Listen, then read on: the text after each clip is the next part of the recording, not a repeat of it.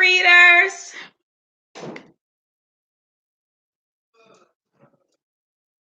Hi, readers. Welcome to Reading with Tigro. I am back today with another story for us. Today, we are going to be reading The Legend of Rock, Paper, Scissors. This is a really fun story.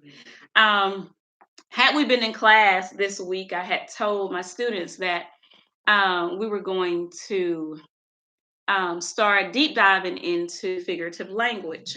We, of course, are part of the third grade standards. Figurative language is a big chunk of it. We talk about metaphors, we talk about idioms. Um, so we do a lot of comparison figurative language. But in continuing to stretch our skills, we were going to look at um, the other standard figurative uh, figure of speeches, excuse me, figurative language. So we were going to look at personification. We were going to look at onomatopoeias. When I was young, I love that word, by the way. But this story, The Legend of Rock, Paper, Scissors, is a great example of personification. So personification is when you give an object or a non-human character, I guess, if you will, when you give that object human-like abilities or qualities, if you will. For example, if I said, "Oh, that apple pie was screaming my name. I cannot wait to get a slice." Um, that is, of course, apple pie can't actually talk, let alone scream. So that allows my reader or the person that I made that statement to, that allows them to get a visualization of just how much I want that piece of apple pie. Another example of personification, I might also say, oh my God, the lightning danced across the sky. Well, of course, lightning doesn't have legs. But if I said to you, lightning danced across the sky, you would automatically know that there was a lot of lightning flashing fast across the sky, or bolting across the sky. So, personification is a tool that we writers use to help readers with visualization. It gives you a picture in your mind without even actually having to use illustrations or a handwritten picture or a photograph. So personification is a real fun trick that writers like to use. Well, not trick, but it's a real fun skill or tool that writers like to use to help aid the imagination of the reader, to help paint a picture for the reader. It adds excitement to a lot of stories. Also, so this is a really fun story. We're going to dive in. So, The Legend of Rock, Paper, Scissors is by Drew Daywalt, who is also the author of The Day the Crayons Quit.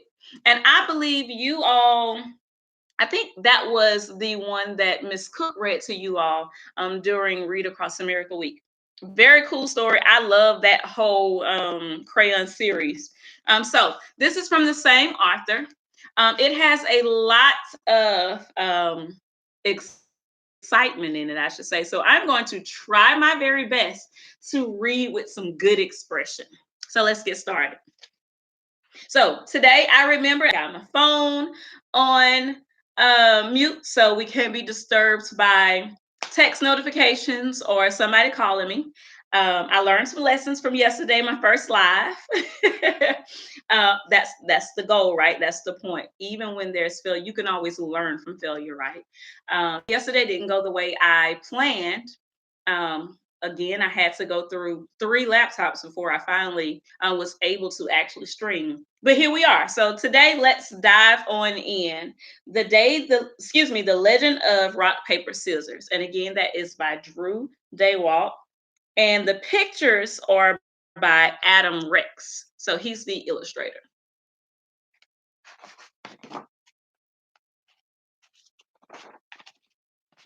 Rock traveled to the mysterious forest over by the tire swing, where he met a warrior who hung on a rope holding a giant's underwear. Drop that underwear and battle me, you ridiculous wooden clip man. I will pinch you and make you cry, Rock warrior.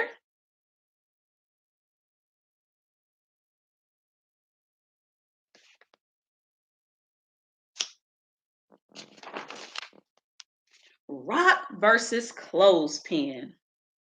Rock is victorious. Look at the way he tore Clothespin apart. I don't think Clothespin stood much of a chance in that battle. Even though he had won, Rock was still unsatisfied. So he journeyed on to the mystical tower of Grandma's favorite apricot tree. There, he was met by an odd and delicious fruit.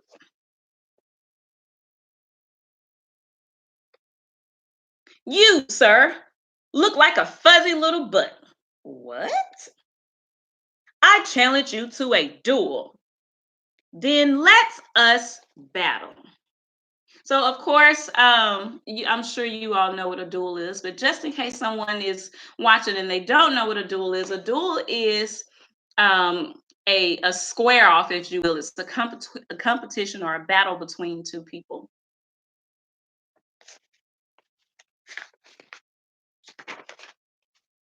Rock versus apricot. So that strange looking fruit is an apricot. I will beat you, Rock, with my tart and tangy sweetness.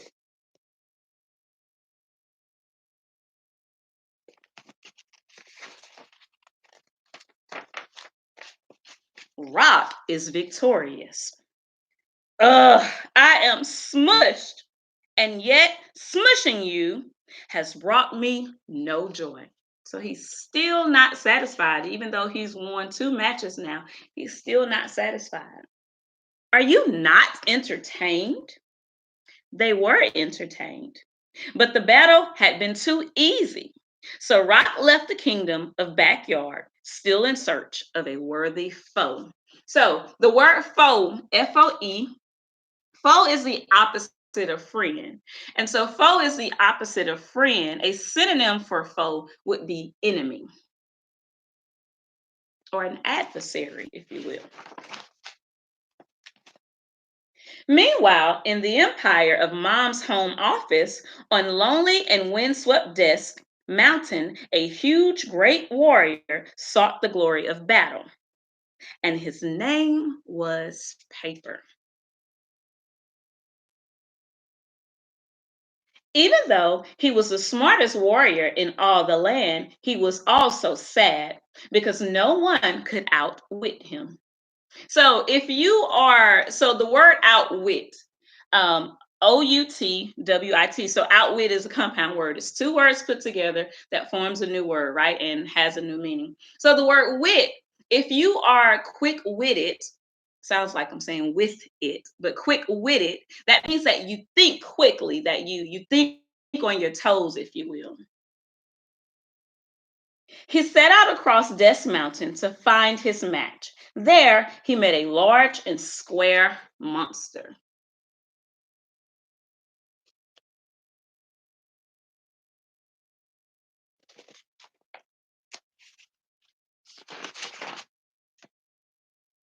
I gobble up the likes of you and spit them out every day, little paper.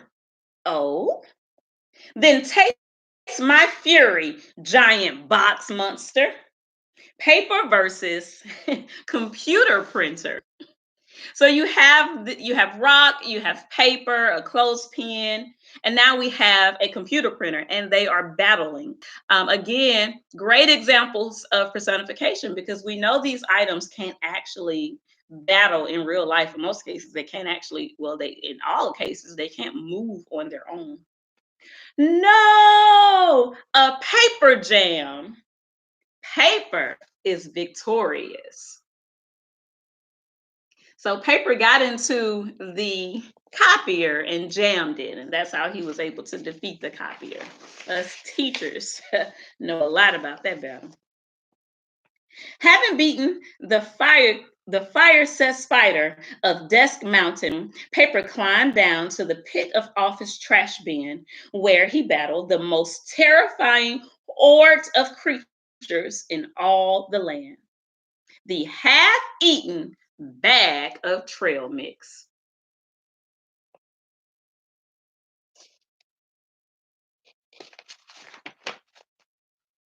Paper versus half-eaten bag of trail mix.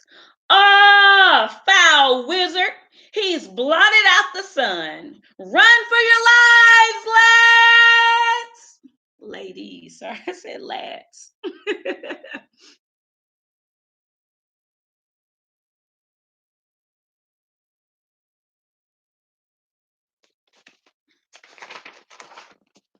Paper wins again. Can no one beat me? I think he's feeling himself a little bit. And so, with a heavy heart, Paper departed the empire of Mom's home office. Why do you think he had a heavy heart? So, Jaden set up the live for me, and it looks like we did not select the option for to allow us to be able to chat with each other. So I have to apologize for that. Again, I'm new to this, so we're going to work out the kinks together. So I'm not able to chat with you or respond to chats or see you all chatting, but we still can have a conversation about it later, not live and in action. So let's see why he has a heavy heart. At the same time, in the kitchen realm, in the tiny village of Junk Drawer, there lived a third great warrior. They called her Scissors. Ooh, we have a girl. And she was the fastest blade in all the land. She too was unchallenged. On this day, her first opponent was a strange and sticky circle man. So an opponent is someone that you are in a competition against. Again, that could be a synonym, could be an adversary. Let us do battle, you tacky and vaguely round monstrosity. What base word do you hear in the word monstrosity? Base word or root word. Of course, we know that a base word or a root word is the most simplest form of the word, right? My ear, when I hear monstrosity, I hear that it is close to monster. I will battle you and I will leave you beaten and confused with my adhesive entangling powers. So this is that monstrosity. This is that weird, odd, vaguely round item. And so over here it said that it was sticking. So if over here I read that it was sticking, over here it says I will confuse you, excuse me, beaten and confused with my adhesive entangling powers. So adhesive is another word for adhesive is glue. It is a glue material.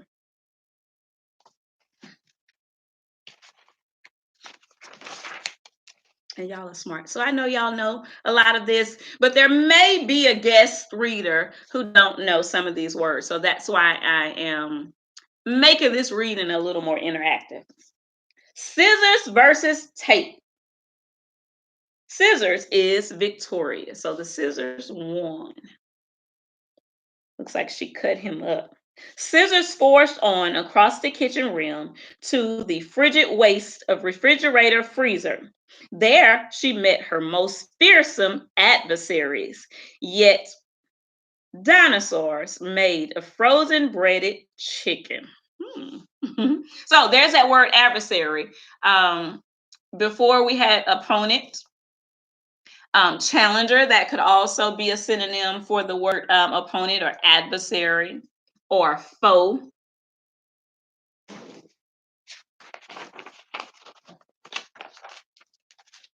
have come from the far reaches of kitchen to battle you, oh bizarre and yummy breaded dinosaurs. Bow before our child pleasing shapes and flavors, sword master. No one can resist our crunchy awesomeness.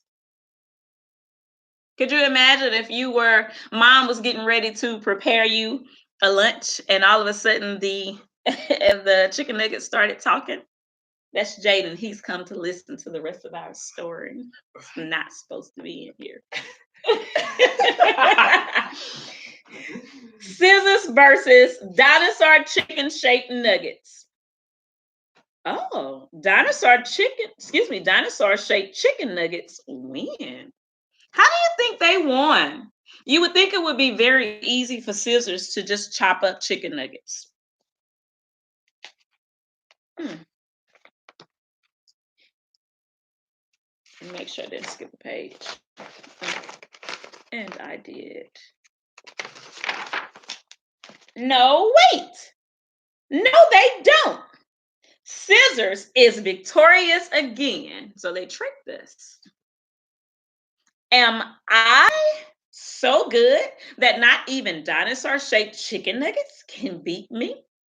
And so Scissors, like rock and paper, before her, traveled beyond her own kingdom, seeking out a challenger who was her equal. So she's trying to find somebody that's her equal, that's on her same level, somebody that can give her a really good match.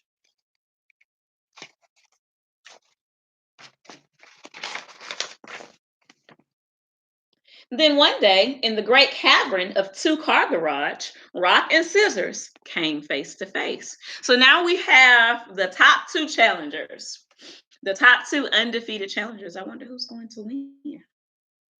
If by battle pants you mean no pants, but I'm willing to fight you, then yes. Yes, I am wearing my battle pants, weird scissory one. I read that wrong. So, looks like I should have read the top first. Let's read that again. I hope you're wearing your battle pants, Rock Warrior. So, why do you think I made that mistake of reading that wrong? Look at the page. So, in the English language, we learn to read left to right. And so I saw this sitting over to the left and read that first. But we also learned to read top to bottom. And so that was Miss Rowe making a mistake because even as adults make mistakes. Don't judge me. So let's read this page again. I hope you're wearing your battle pants, Rock Warrior. If by battle pants you mean no pants, but I'm willing to fight you, then yes, yes, I'm wearing my battle pants, weird scissory one. It reads much better when you read it the right way, huh?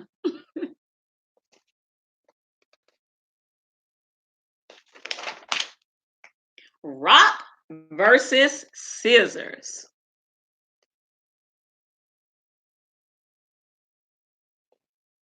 Let's see who's going to win.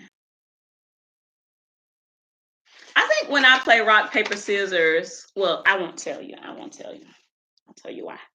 An epic and legendary battle ensued, but ultimately, Rock is victorious. You have made me so happy by beating me. I wish I felt your joy, Scissors, for I have yet to beat a warrior who can beat me. So, Rock crushed Scissors. And so he still doesn't feel any joy, even though he finally met a challenger that was on his level, another challenger that had won many challenges, but he still didn't feel happy about it. Hi there. Those are your fighting sorry, those are fighting words. Wait, what?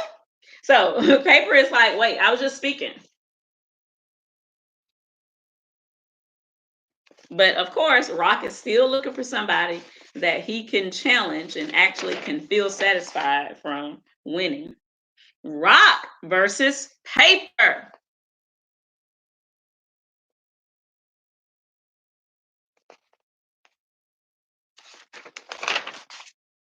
This is the best day of my life. Thank you for winning, oh great knight of paper. That's fine for you, but it looks as though no one will ever beat me. Not so fast, paper. Wait, what? So paper covered up rock, and then here comes scissors. And what is scissors going to do to paper?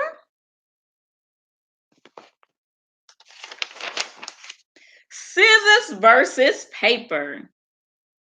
You beat me. And even though paper was defeated, he's happy about it. And the three great warriors hugged each other and danced for joy, and they became fast friends. Finally, they had each met their matches. They were so happy, in fact, that they began to battle again. Round and round they went in the most massive and epic three-way battle of all times. And it is said that this joyous struggle, excuse me, it is said that this joyous struggle still rages on to this very day. This is why children around the world, in backyards, on playgrounds, and yes, even in classrooms, still honor the three great warriors by playing. So this is the origin story of how rock paper scissors came to be such a legendary game, still played by boys and girls and adults till this day. The end. Rock paper scissors. So last week, I think it was last week, we talked about a type of story that when we read the drama about Greek mythology. So myths, fables, we talked about those type of stories or stories that usually tell about how something came to be. So it's safe to say that this could be classified as a myth or a fable. The myth of the legend, well, the legend could be included. The legend is also a type of a synonym for myth, kind of. So it tells us about how the cool game of rock paper scissors came to be. And of course, we play rock paper scissors with our hand. There's also a card game available now where it's kind of like the card game I Declare War, but it's rock paper scissors. We have it in our classroom.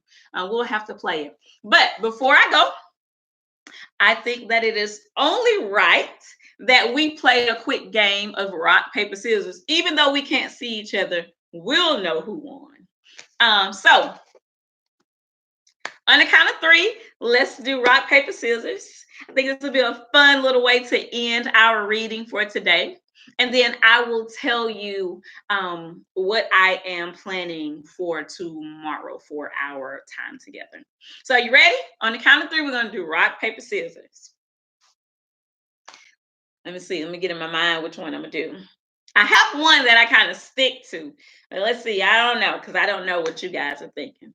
So, here we go. One, we're going to do one, two, three. Then we're going to do rock, paper, scissors. So rock, paper, scissors, then put out what you are.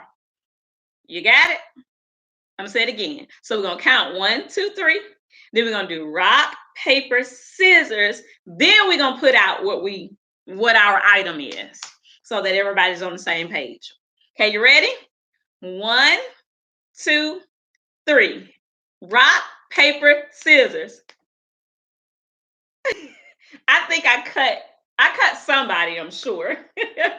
So leave me, I will open up comments after the video. So leave me a comment letting me know what object you chose so we can see who won of those of us who were playing. So tomorrow, I am, since I've gone and stepped in the pool, if you will, What is that an example of? I didn't literally step in the pool, so that is a figure of speech. But what type of figure of speech is that? So since I have already gotten my feet wet with doing live videos, tomorrow I am going to do two videos. One, which will be around the same time, 2 or 2:30. I will try my best to stick to the same time. Of course, if you can't make it, the video is downloaded and available for replay on my YouTube channel. Feel free to share it, especially if you have other friends or other family members who are quarantined and like to read. But tomorrow I'm going to do two videos. Earlier in the day, I am going to do a video talking specifically about what we are dealing with in this time period. You've probably heard your parents talk about, excuse me, social distancing, and the reason why we are practicing social distancing is because of coronavirus. Um, I heard a couple of us talking a little bit about it here and there in the classroom, what, maybe 2 weeks ago. But I found a really good article that explains what coronavirus is on a third grade level, second, third grade level. So I want to share that article with you all. And I also saw a cute little, quick little science experiment using water, dish soap, and black pepper. Saw both of these things online, and I thought it would be cool to have a discussion with my kids about what the coronavirus is, how do viruses work, and what are we doing as communities to minimize the threat of this virus and what social distancing is. Maybe you guys could comment after that video about some of the things that you all are doing inside your homes to during this social distancing time. So that'll be my first video earlier during the day. And then my read aloud will be as normal. I haven't decided just yet what book I will read. I brought home about enough books to read one each day for 2 weeks. So we'll see how that goes. But as y'all know, Miss Grow love a book with a good theme. So it's probably going to be a book that teaches us some type of life lesson. But it'll be a good book because I think I picked out the best books that we have in our library. So thank you all for checking in and coming to read with me. Feel free, like I said, leave a comment letting me know what were you in our rock, paper, scissors game. Let me know what you think about the story. And also on our Google Classroom, guys, the chat is open. So you guys can communicate with each other during this time as well. You can leave each other or for the class, little messages, and we all can respond to one another. So that's another way that we can stay connected during this time. Thank you for coming to read with Miss Grow or T Grow. And come back tomorrow. Bye, guys.